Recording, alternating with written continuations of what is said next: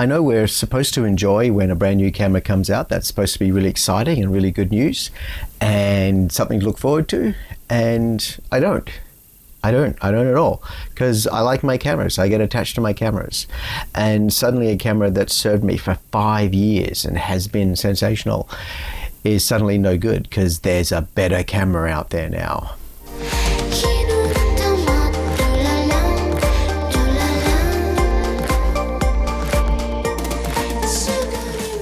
So what's going to happen to my G9 now?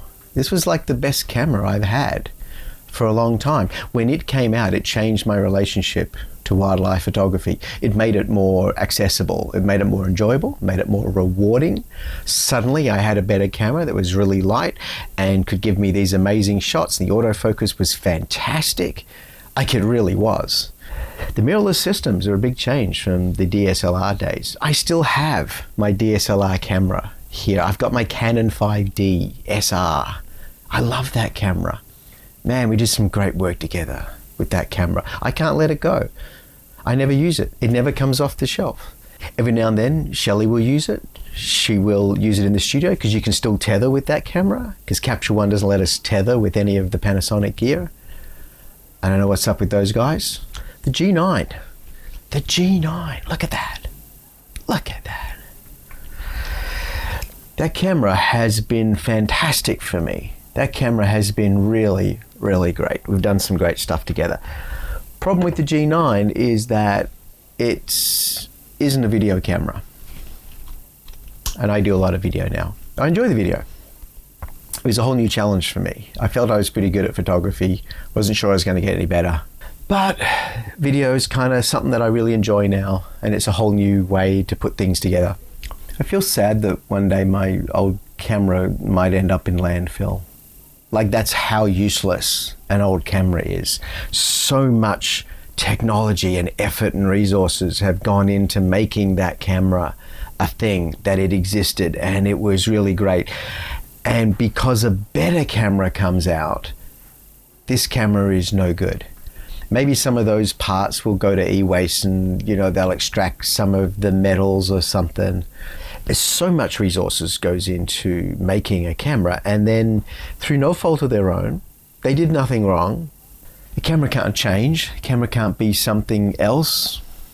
For me, the problem isn't actually the camera, it's my photography. That's the problem. I used to do a whole bunch of photography and photography only, and I didn't care about the video features. Once you start doing a bunch of video features, because let's face it, like, how much better does a stills photography camera need to be? They're already fantastic. Do they need to get any better? Not sure they do. But on video, there's a lot of room there for things to improve. Things like shooting 4K 120 and having usable autofocus. So Shellie is still using the Lumix S5, the Mark I, the original. She quite likes it. Took her a while to get the 5D out of her hand. She quite liked that too. She's very loyal to her cameras.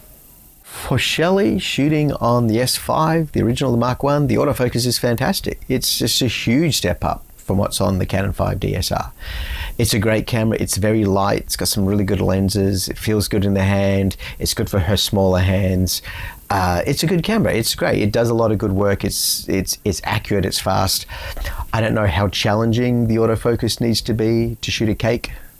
Cakes and food, you know, they don't move very fast.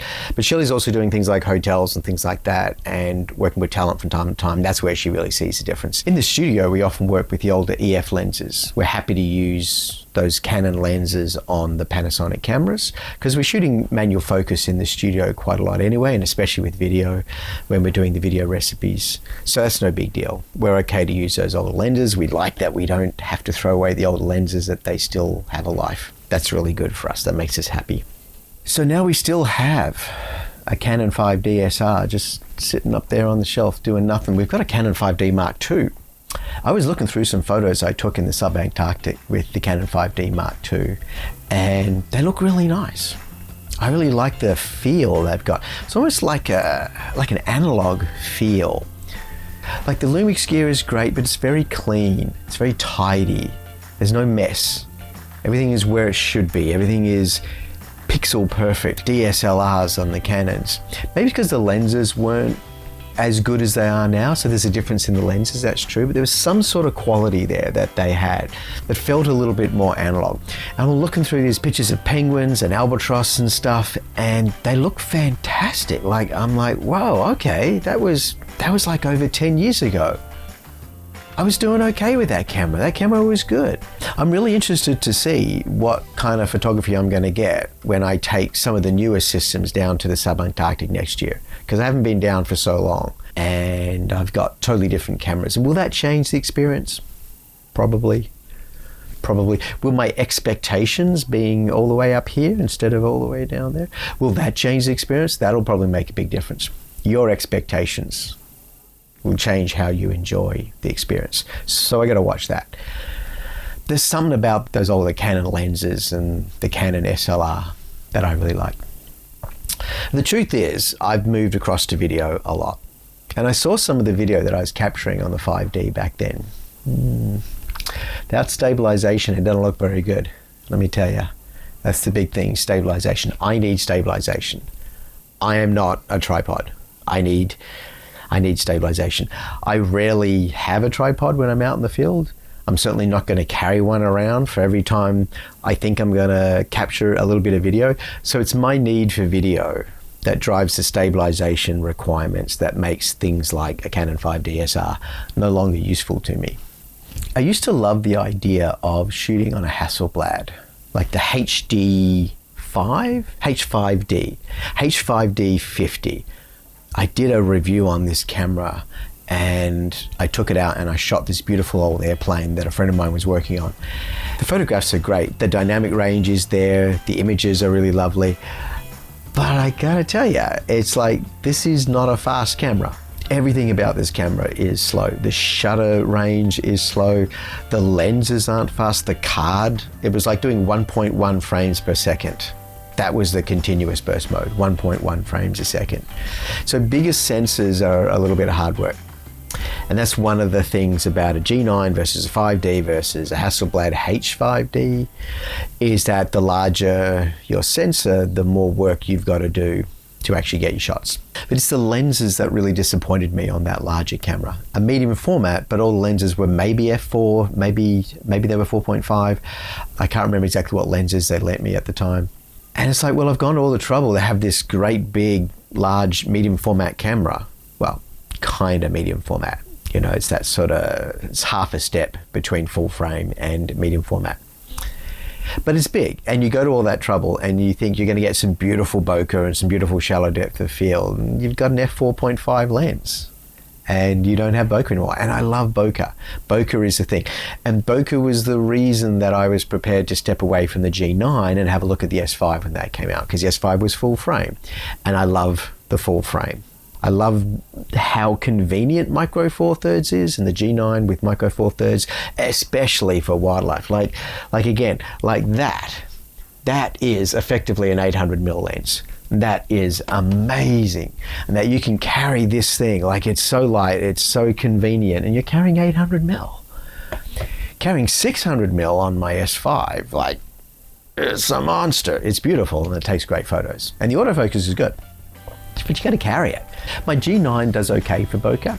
If you're using an f1.4 or the 1.7 lenses, they're really beautiful, so you can get some good stuff, but it still doesn't look the same. It's not the same kind of bokeh. And again, certain Canadian YouTuber, he was trying to point out that the bokeh is not the same.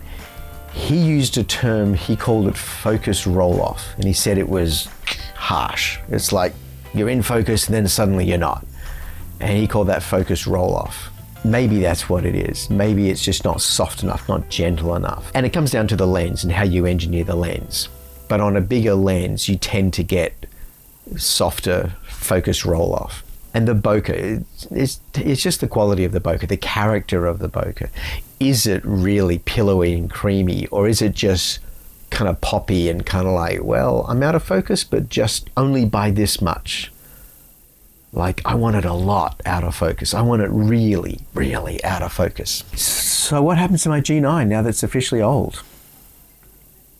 The autofocus for stills was fantastic. It was really, really good. I loved it.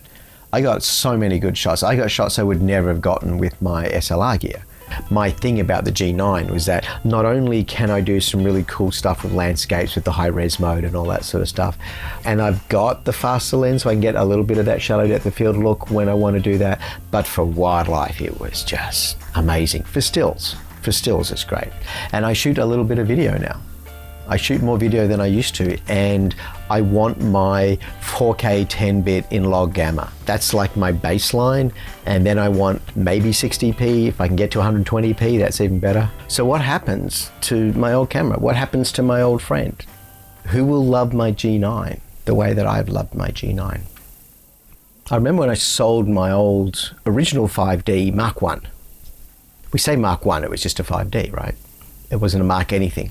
I remember when I sold my original 5D to a friend, and he was using it to shoot kangaroos in his backyard. He's kind of lucky, he chose to live somewhere where kangaroos come into the backyard. And he would post these pictures to Facebook with the kangaroos in the backyard and just sort of tag something in there so that I knew that it was taken with my old camera. And I loved that. Thought that was really good. That camera worked hard for me. It had traveled a lot.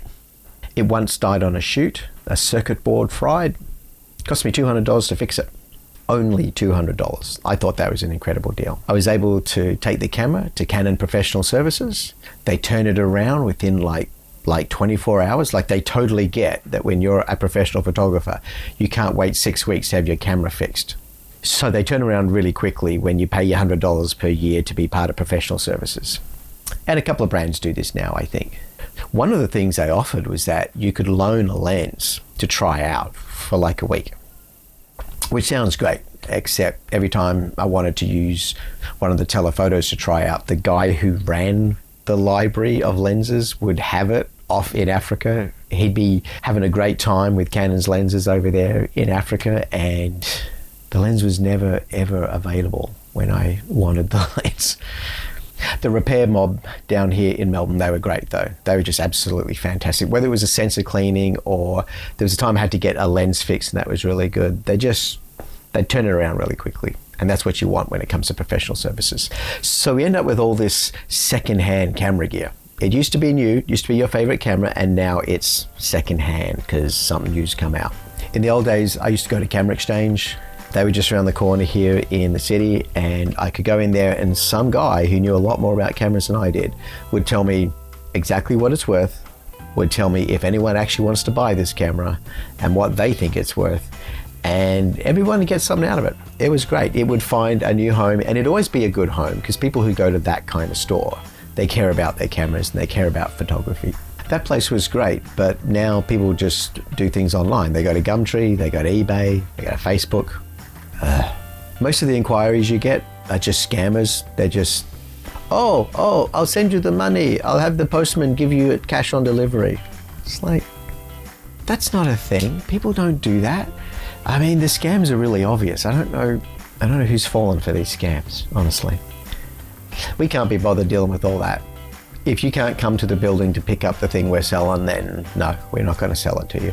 And so many people are selling their gear at prices that are just off the planet. They've got this thing of, well, I paid $4,000 for this only 3 years ago. So, I'm going to take $100 off and sell it to you for $3,900. How about that? And I just don't know what planet they're on. The new version of whatever they're selling is like $1,000 cheaper than the price they're asking for secondhand. It's been on the website for 6 months. No one wants to buy it. And they're just asking ridiculous money.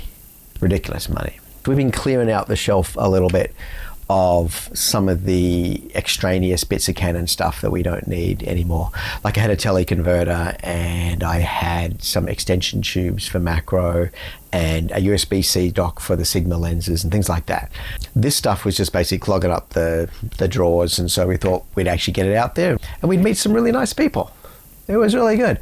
We met some genuinely nice fellas who are enjoying their photography, and this is a bit of kit that they needed to do something slightly different to what they're doing now. And that's great. So it's great when your old stuff gets out there and finds a new home. We like that. The 5DSR is still sitting up there on the shelf, looking down at me, thinking, is today the day? Get to go out for a walk? No, today is not the day.